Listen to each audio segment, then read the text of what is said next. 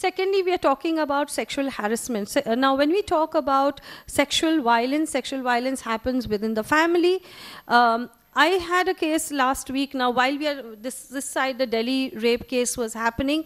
We had 2 Saturdays back, one woman comes to the office and says that she was raped by her father-in-law. And she went to the police station and complained. What does the police do? He calls the girl's husband and tells the husband to give the father 2 slaps because this is very shameful what he has done. And he says, but don't register the complaint. He says, your name only will get spoiled, and sent her. So the son gave 2 slaps to the father, and that's it. And the issue was over. Now, this is the state of affairs in our police station, because the law says the girl has come, she has come to complain. No, normally people don't come forward to complain, but she has come forward, but the case is not registered. So again, it has to do with the mindset of the people.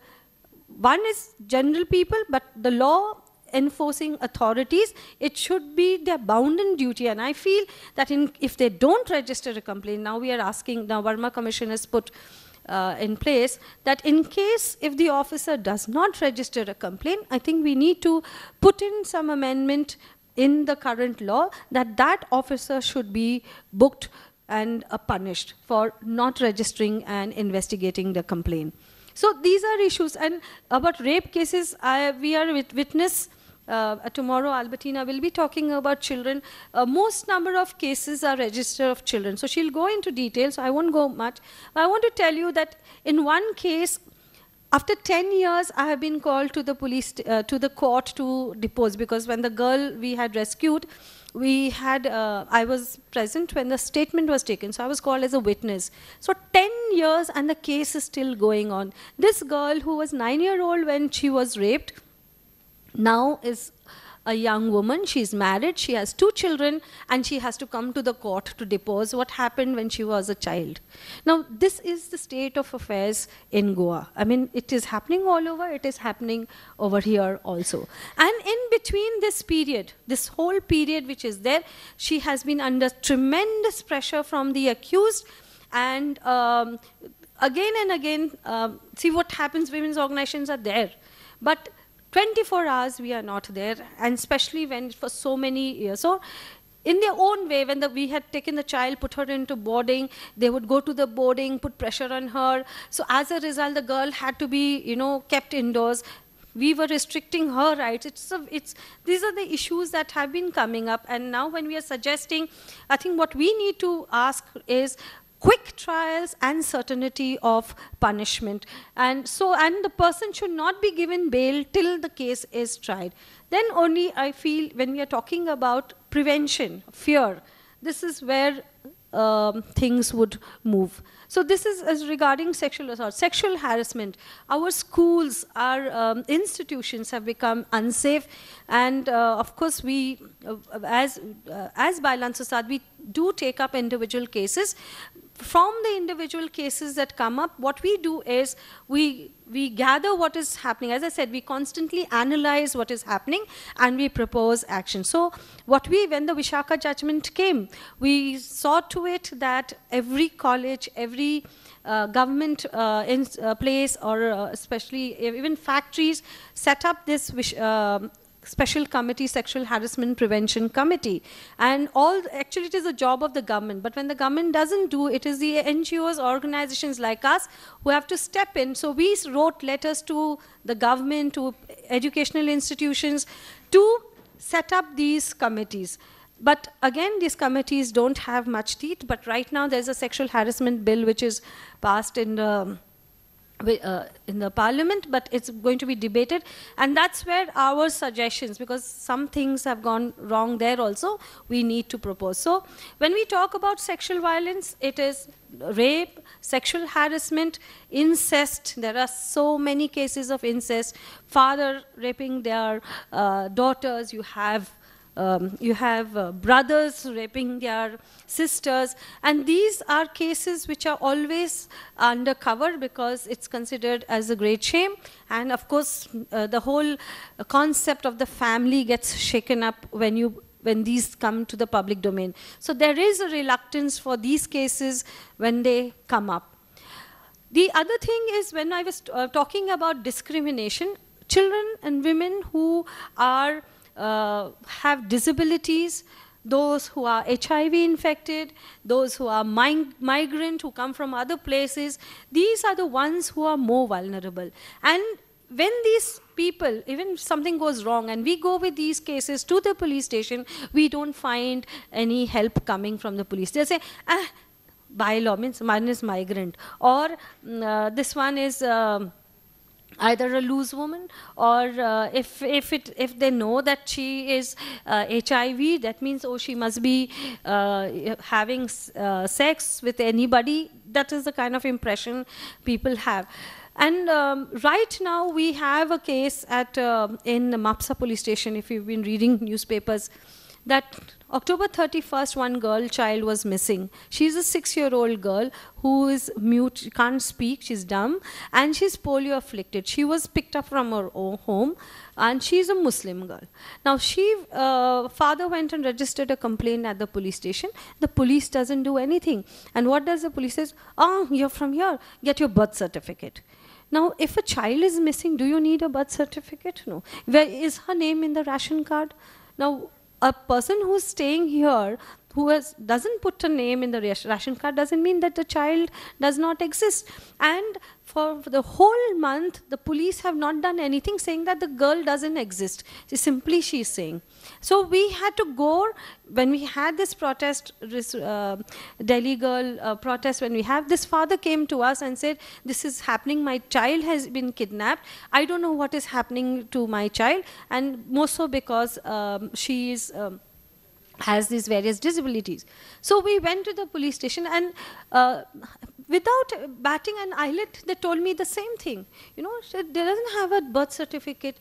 And I was so angry, and I said, Keet, do you need, especially now street children, do they have birth certificate?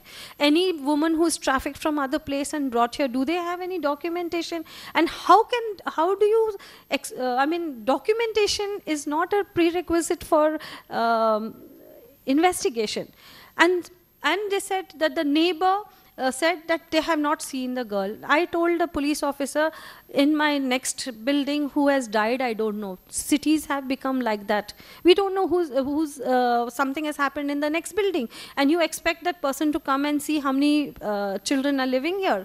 So then we got an affidavit sworn by the uncle, one by the neighbor who lives in the same flat above, and we got the birth certificate from Karnataka. It took 1 month. And now, because we have produced the documentation, he says he will investigate.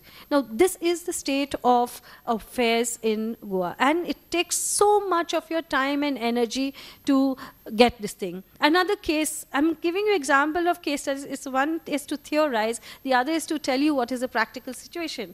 We have one girl from Kankon who has been thrown out of school because she has mild intellectual disability. She's a slow learner. Now we have 3 acts: Goa Children's Act, we have the Disabilities Act, and we have the Right to Education Act, which very clearly says that no child should be thrown out of school. Okay, for whatever reason, whether she doesn't have a certificate, whether she doesn't have a father, she doesn't know who her father is, whether she's HIV, whether she's migrant, every child has to be in school. These are 3 laws. But what does the school do? After 1 month, they throw the child out.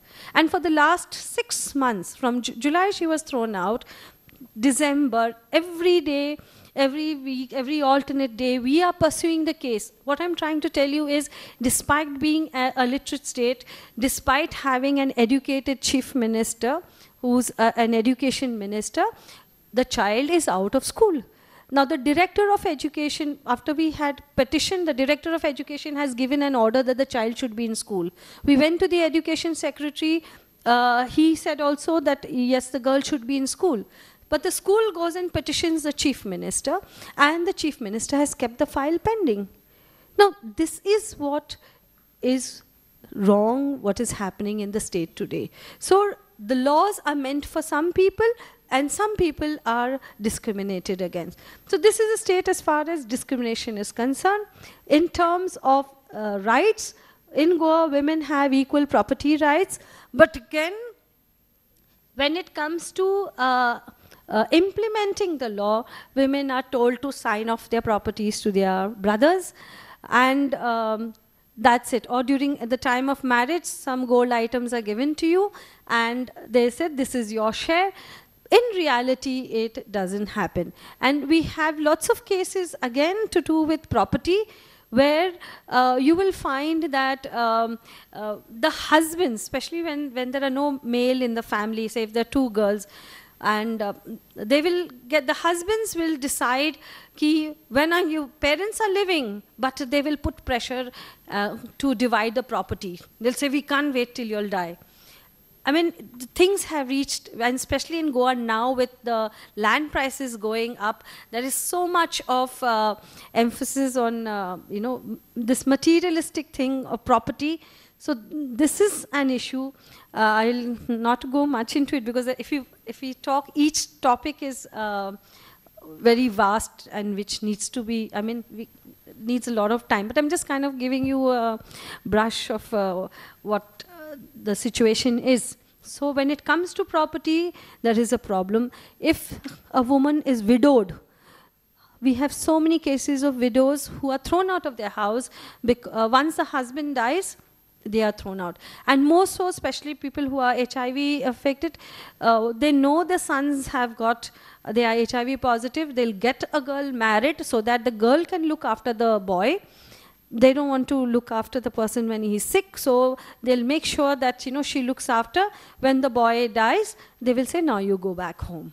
So this is also, and it's not just one or two cases. These are also several cases that is happening among HIV-infected people. So this is another kind of discrimination that we see. I can go on, but just to kind of sum up, the issues we have here is of discrimination, of oppression, and exploitation. When I talk about exploitation, exploitation happens when in case of trafficking of women. We have a lot of women trafficked for prostitution in Goa. And earlier we used to say it was only women who came from other states. But today, the number of women from Goa getting into the prostitution trade or exploited is rising. And we are not just saying, if you just look at the statistics in the protective home where rescued women are kept, you will find a lot of Goan women who are in these places. In fact, I must tell you, there was one case of a Goan, the complex situation that we are in. There was one lady who was soliciting at TV railway station, and the police caught her because she was into the trade, and she was put into the protective home. Now, this woman had two small children, 7-year-old and 10-year-old. And according to the law, these women are taken and they're put in protective home for their protection. We had this big question, what happens to those two minors who are at home? Now, what the mother used to do, she used to put the children to school in the morning, and she used to go and solicit. And in the afternoon or evening, she would come back home. Okay, and this is how she was looking after her children, because she was abandoned by her husband. So here what was happening, we are into the trade prostitute, but at the same time we are putting these children at risk. So we had to put the police said, now we'll put these children into Apnagar. And we put our foot down. We said, Apnagar is not a place for these children. They have not committed any crime. They have their mother. So we made sure that the mother was sent back home. Of course, they had to do all this investigation and all, but we said, let her stay protected in our own home, but we did not allow. But so, what I'm trying to say is that Goan women, women from Goa are also into the prostitution trade. And that brings us to this point about how come. It's because we have very skewed policies in the state. I will be going on to regional plan, and that's where I'm talking about development for women in Goa. We have been protesting, one, the alcohol policy of the government, two, gambling, and three now is the Playboy is supposed to open shop in Goa. Now, it's not that we are not saying, we have not taken this stand that we should not drink or we are for prohibition. No. But what we are saying is that do not promote alcohol, and let not your economy depend on alcohol. The minute your economy depends on any of the vices, you start promoting it, and the more you promote a vice, the more damage it does to society. And this is why we have been objecting to sale of alcohol on government premises. Now, in Goa, we had the film festival here, we have wine festival. Even on 26th January, we will sell alcohol on government premises. And why we have been objecting is you start with one premise and then you go to the next. So earlier it was only Inox, which was the theater. Now they have moved to Children's Park. For IFFI, they were selling alcohol in Children's Park. And then they moved on to the football stadium. So we had Santosh Trophy sponsored by alcohol companies. For school fetes, we had, beer and alcohol being given as gifts.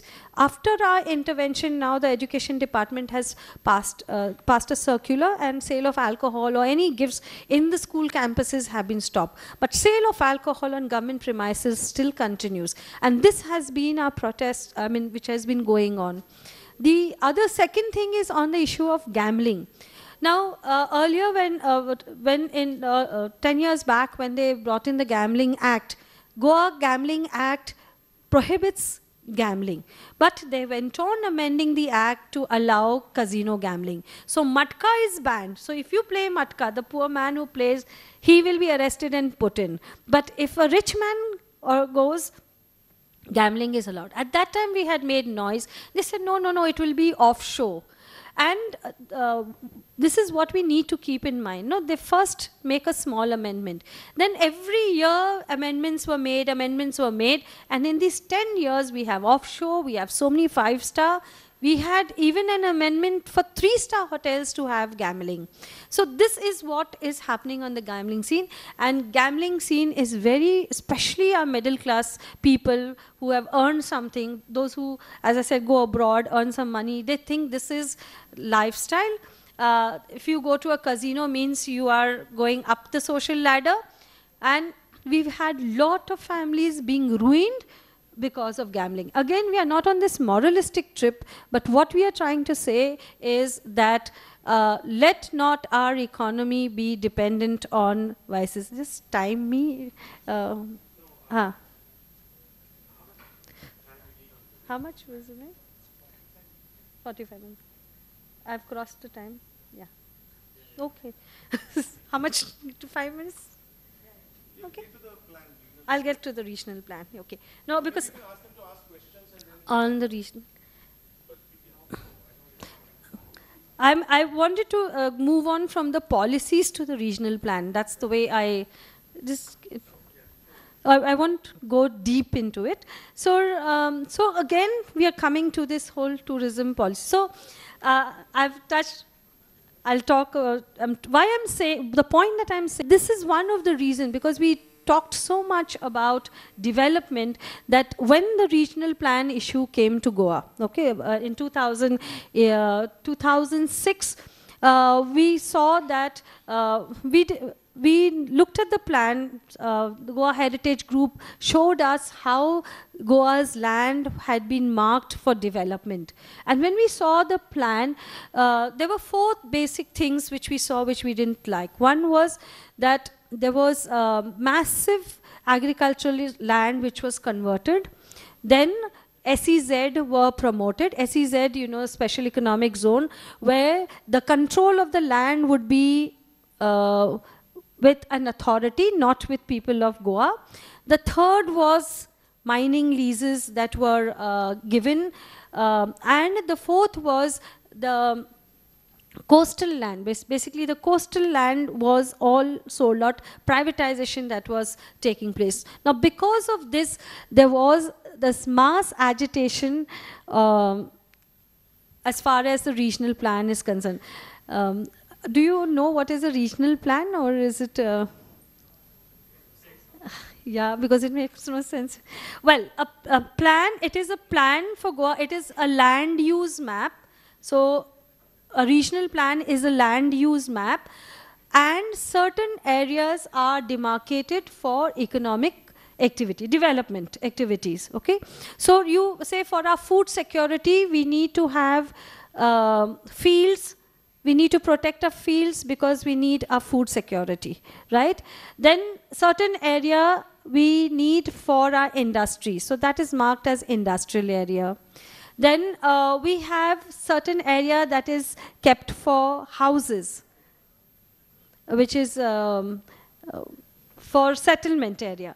And we have so many other, like water bodies are marked. So different areas are marked for different purposes. Now, because Goa was on this tourist map, and most of the people wanted to buy land in Goa. So any land was being converted for settlement purposes to build. And that was in the interest of the real estate. Now, when we saw this, there was this huge agitation by people to scrap the regional plan. Okay? Scrap it, why? Because we felt it was not in the interest of people. And like say in the mining belt, now if there was unregulated mining, what would happen? Our water sources would dry up because mining goes deep down. 2, our agricultural land gets silted. 3, forest cover goes off. We have again a problem. And again, when it comes to the dust, these were the issues. Now, this activity, this economic activity needed to be regulated. It just went on unregulated. So, and because it went on unregulated, today we have reached a stage, you know what has happened to the mining industry. The second thing that when we were talking about the regional plan is nobody knew which land was going where. So when Goa Bachao Abhiyan launched an agitation to throw away the old plan, we had 3 demands. One was revoke the regional plan 2011 and get a new plan by a participatory method. Okay? And this is very important. People in decision making is very important to decide what kind of development that we want. I'll just take 2 minutes, 3 minutes and wind up. So the plan was, a draft plan was made, a task force was